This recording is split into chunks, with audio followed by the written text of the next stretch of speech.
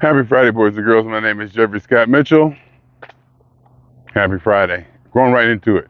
Ayn Rand. This stuff is so new to me. This new objectivism, and Ayn Rand is so new to me that in the video I made yesterday, I didn't even say those two words right.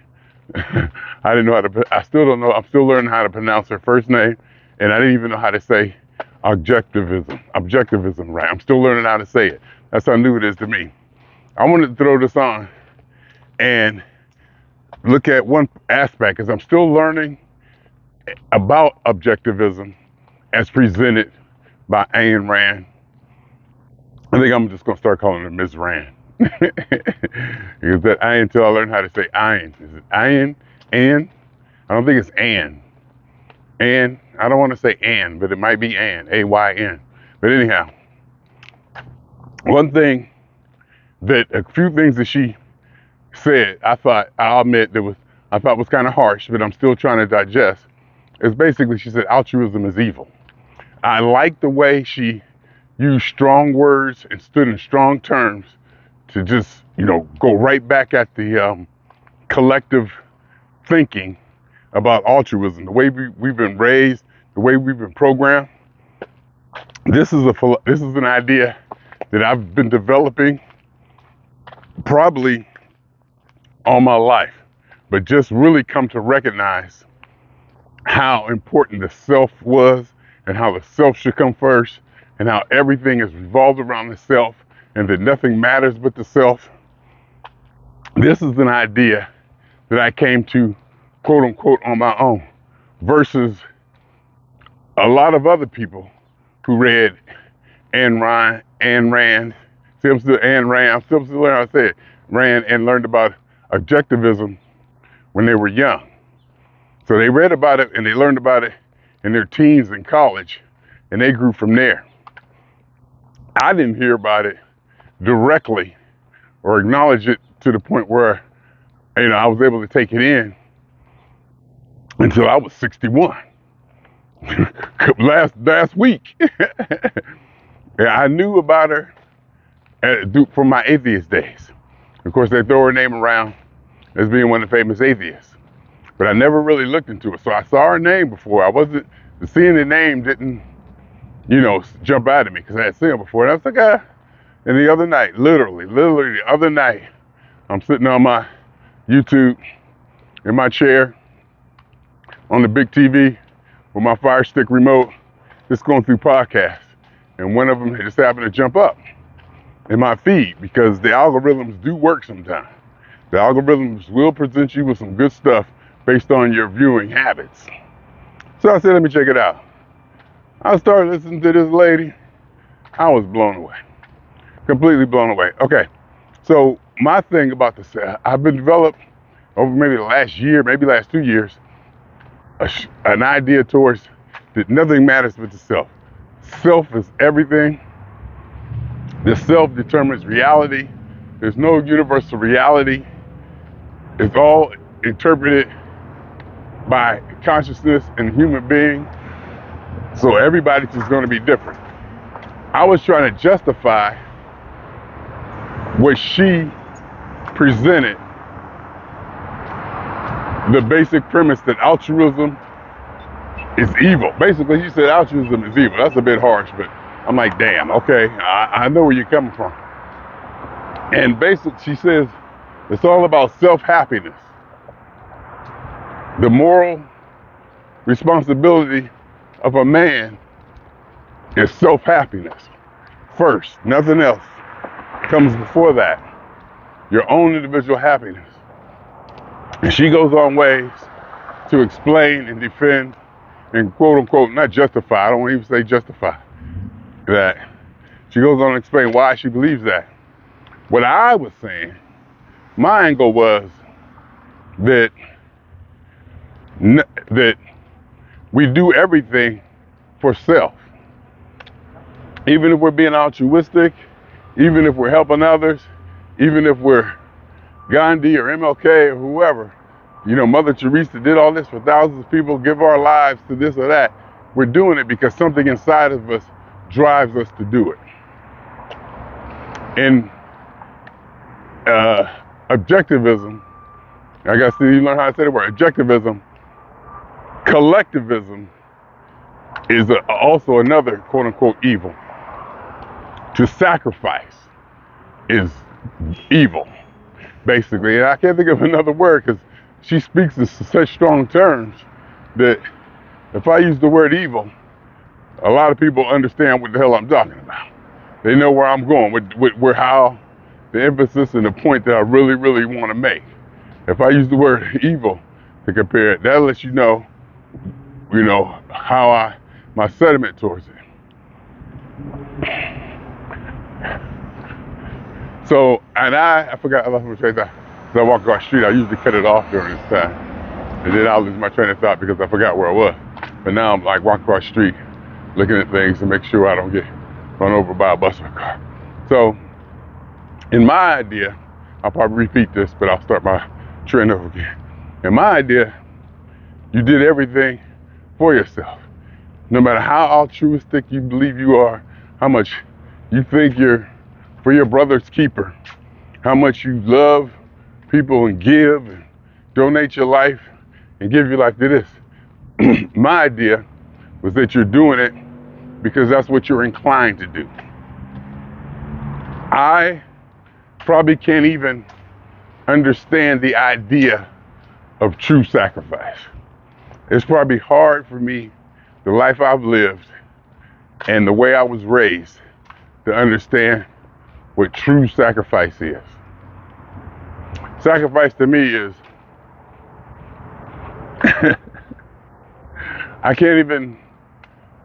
sacrifice to me is,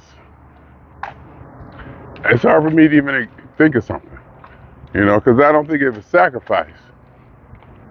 I guess if I did sacrifice, and other people in my life would probably be able to say, yeah, you sacrificed, they would probably call it sacrifice.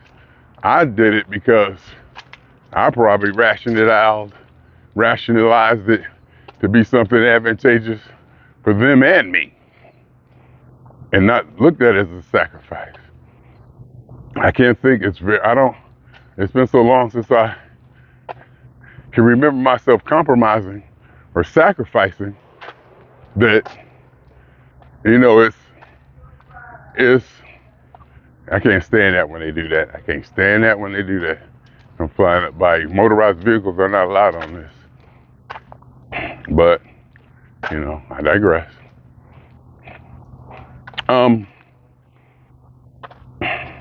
So it's hard for me to even understand what true sacrifice is. What true sacrifice. Going to war, giving your life. So you go to war, you give your life for your country. They say that's a sacrifice.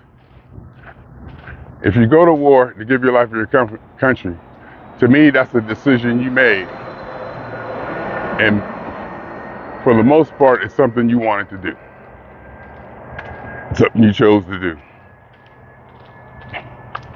So, I kind of don't understand the idea of sacrifice. Even sacrifice is selfish, basically. And self-first, self-interest is the major tenet of objectivism. Objectivism. I got to say it a bunch of times to get used to it. Objectivism. I'm getting a t-shirt too, already Googled. I might have to have one made because I just wanted to say objectivism. White letters on a black shirt. Arial font. No, probably impact font.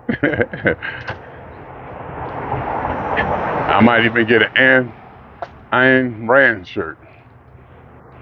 Just the words, Ayn Rand, that's it. I'll probably watch the movies, The Fountainhead. I'll probably rent them, The Fountainhead this weekend.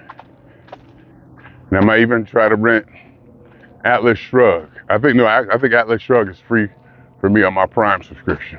Because I think I started it before. And I watched a few episodes of it. I think it's like in a 3-part trilogy or something like that. And I watched it. And I was into it for a while, then somehow I fell off.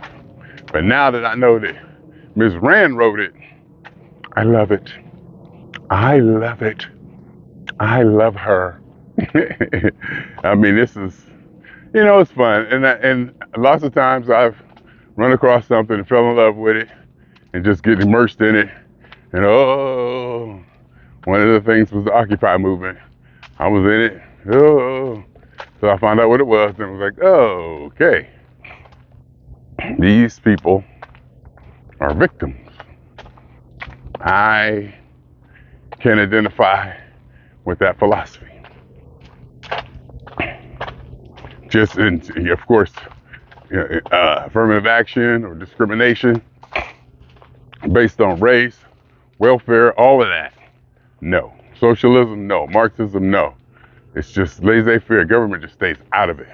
The only thing the government should be doing is protecting the individual's freedoms and not corralling them and hoarding them into groups to support other groups or to be altruistic or to be, work as a collective. No, she was against that. And I'm definitely leaning towards that way. I am definitely conservative. I can't stand the left when they start talking about giving away this, giving away that, helping this, helping that. That's when it was a major turnoff to me, to the left. I just can't stand it.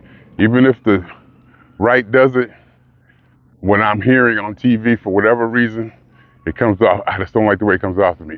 At least, forget about if I'm missing the philosophy of the left, or if I got it wrong. At least the way it's being presented to me, the way DEI and inclusion and diversity is being thrown at me, it triggers me. I don't like it. It's irritating and it irks me. And I've been talking to my sister and my niece, and I'm starting to get the idea that maybe the fact that when I watch Lincoln Lawyer, every other character, no, 3/4 of the side characters are black. Every time you turn around, there's a black person here, a black person there. And it just doesn't correlate to reality in my mind. That it's at most, it could be simply most a tactic. I think I'm putting too much into it because I watch too many podcasts that, it's about their DI score, the ESG score, that these companies are ranked on their diversity and it may affect how they get money. It could be just simply, and my sister said, simply the fact that it appeals to a large part of the population. I know it's definitely advertising. I know it's definitely advertising. It's to get people to watch. I know that part. I got that part. And I'm thinking it may be more nefarious reasons that they're doing it, because this stuff is happening at the highest levels of corporations and business. This is like widespread. This is a multi-billion-dollar industry. And companies like Coke and Pepsi and Bud Light, all those are shifting their image or adjusting their image to play this game of diversity and inclusion, or to appear that way, to where you're watching TV and everybody's either black, gay, or female. And that bugs me. Yeah, that really bugs me. Objectivism, per Ayn Rand, I gotta practice, is against that, totally against that, unabashedly, unapologetically against it. So one of the things that I'm really excited about in all this is the fact, and I'll say it again because this really hits me, and I think it's significant to me, and I'm probably very proud of it. I don't know, well, see, proud is a different word. I'm probably excited or thrilled or whatever the word is, affirmation, a deep sense of affirmation that I've developed this philosophy. I've developed to this philosophy literally in the last couple of years, to where I'm full-blown self is all there is. Self determines reality. Nothing above self. I've literally said nothing above self. Love yourself more than anything. Those are my words. And then helping other people. We said I don't help the homeless people. I just do me thing, do you. I've always been conservative in that. I mean, just everything down the line. And then to stumble up, sitting there and hear this lady start talking. Oh my God, I started cheering. I was just stunned. I sat there. I think it was the Tom Snyder interview. way she would interrupt him and tell him, no, that's not it. You're wrong. And just interrupt him. And Mike Wallace, I think her interview with him, he was, kind of not raising his voice, but he was getting excited. It was like, oh, no, so you're telling me? And she was like, no, you're right. No, it's evil. And she just backed him up with logic and just ideas and presenting axioms or whatever you want to call them. I don't know what the words, postulates, I don't know what the words are. She tore them apart. It was brilliant. And she sat there in one interview and she said she knew she was smart. She said, yeah, I knew I was smart. I mean, like that, she was like, I was smart. And she knew it. I mean, she wasn't even, there was no apprehension or whatever. It was just like, yeah, I know I'm smart. And I'm the same way. You know how many times I said, I know I'm smart. Oh my God. Ayn Rand. Objectivism. Like I said, to have everything that I've evolved to. From this, I actually remember I was Occupy movement. It was like years ago, I was, free everything for everybody. I was super left, liberal. I was hippie almost. I was crystals and sage and all that. I was into candle burning and meditations and doing all that stuff. And I went through that. I'm talking about like when I'm 30 years old, hanging out with all the musician friends out here in California. A lot of people that are on your Facebook or that you run into are into that stuff.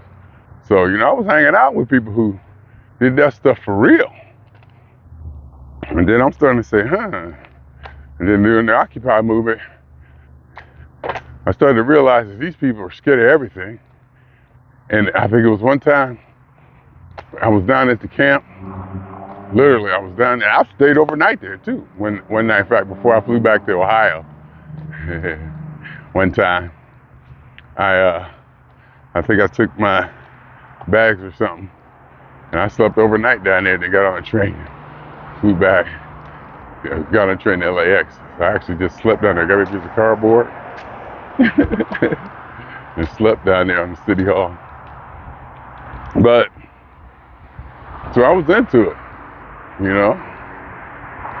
But I was there one time during like a meeting or like what they call a group, like meeting or get together or discussion, whatever they call it, because I don't think they use the word meeting.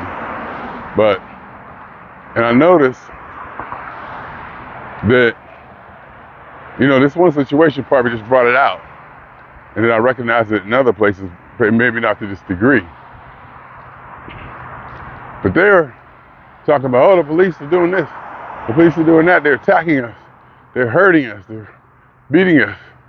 And I'm looking over at the police, and they sitting over there playing cards, eating donuts, smoking cigarettes, got music on, dance. They having a picnic over there. And in this case, the vibe I got from this person talking, and a lot of people agreeing with them, is that the police are attacking them and doing this to them and doing that to them. And that's not what I saw. And it could be when I leave there at night, maybe there's, bands of police that come in and beat and, vandalize and brutalize them. But the way it came off to me, it wasn't like that. And that had an impact on me, whether it was right or wrong. They could be right, they could be completely right. I could, Barbara, as soon as I leave, the police say, he's gone. And they put on their KKK outfits.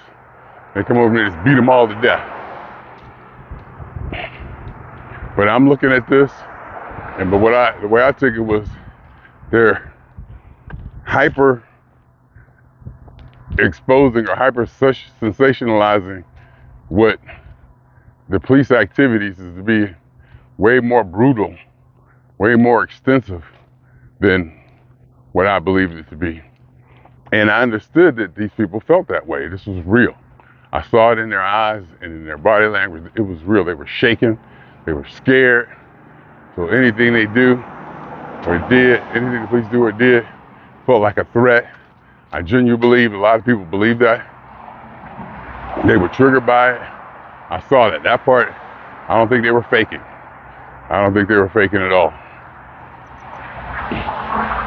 But, and I realized that I'm not like that. That's not where I'm coming from. There are other parts of the Occupy movement that I probably could align with, but that one kind of turned me off. And then years later, going through the Black Lives Matter, and hearing black people talk about this, black people talk about that, racism, discrimination, I'm getting the same victimization vibe. I'm not a victim. Nope. I'm not a victim. Don't make me one. I don't want to be one. I don't want to be associated with anything that makes me a victim, to the point that where a lot of times I talk to black people, and if I don't stand behind the whole victimization that black people are victims and victimized, I'm not black anymore. And I'm like, okay. Besides, y'all kicked me out of being black when I started dating white women years ago anyway. I was like, okay, cool. And the atheists, forget about that. I'm with white women and atheists. I've been not black. I'm too happy to be black, I've been told. I'm not angry at anything. So, my black card was taken. I'm not going to go down the intellectual route, not relying on passion or feelings like I tend to believe black people can or do. I'm not going to go down that route, but there's a lot of, I definitely align with Western culture. And when I say Western, I can't truly, probably honestly say Western without, when I say Western, I really mean white people. I mean a strand of the Western culture that leans towards what we stereotypically to believe is Caucasian. The Caucasian ideals, the Caucasian protocol, the Caucasian mannerisms or whatever, the way they do things. But I'm funky. So I gotta have that other side of me.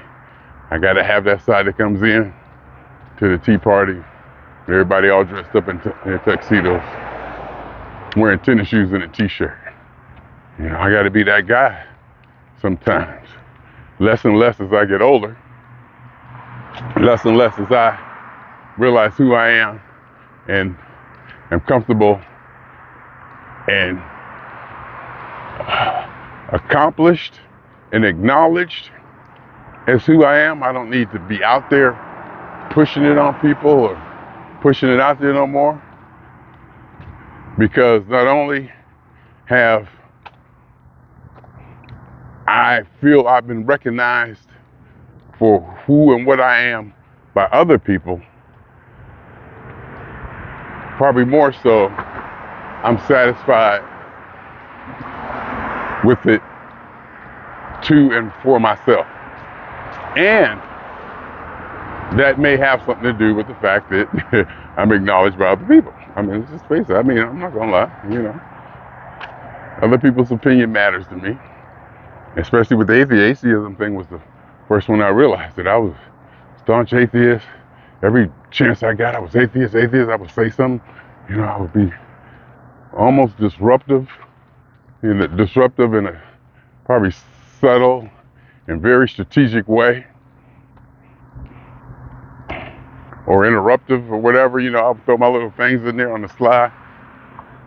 And then after a few years, the movement grew, and I actually felt I had a big part to play in that, and I played a big part in that.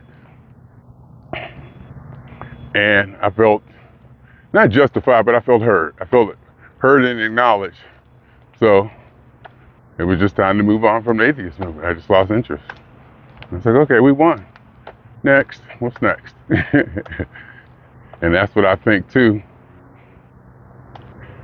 to some degree, maybe to a large degree, about the civil rights movement. We won. We're there, like the gay rights movement. We won. We're there. They won. Move on. But some people, and I think Ayn Rand has stated that some people make a living with racial issues. Some people's whole career in life is based on the fact that black people are victimized by racism. Racism exists, it's just systematic racism. Their careers, their livelihood depends on it. There was another one I was just thinking of, but I just forgot. So, priests in the church. There was a trend, or it might have been just stories or a trend or something in the Catholic Church, to where a lot of priests no longer believed in God, but they didn't want to give up their livelihood, and they could still be good priests. I mean, you don't have to believe in God to be a good priest. You know, they knew what to say, how to say it. You know, their heart, they could probably phrase words. I did it in church. I talked and said poems in church that were palatable and accepted to the congregation, but didn't compromise my mostly atheistic view. I knew how to do that. So, I mean, and the priest can serve the church, serve the people, you know, do this, do that, and just be an atheist. Just keep his mouth shut. You know, not really believe in God. So, not sure how I went down that road, why I went down that road. Talking about black people. I was talking about, race, the race people who need for the civil rights movement to keep going. Because that's how all their foundations and 401ks, not 401ks, they're 501cs, like organic, they're nonprofit organizations survive. And they can't just say, oh, you know what, we won, we did it. No, they're gonna go someplace. If it's the Ferguson, they're gonna go to Tupelo, Mississippi, down behind Lou's Barbecue in the basement, and find somebody that's been oppressed. Put them all over the TV. Say, see? It still exists. It still exists. See, I'm trying to tell you, police brutality. This guy, I know that he reached for the policeman's gun. I know that he took a swing at the cop and he was resisting arrest and running. But you didn't have to kill him. I know he's been a long-time criminal. I know his life hasn't been good. I know that he's a problem, a menace to his society and in the community that he lives. I know that he threatened police and physical violence against police, but you didn't have to kill him. Racism. Yeah, and then, like I said before, same thing happened to white people. Look at the stats.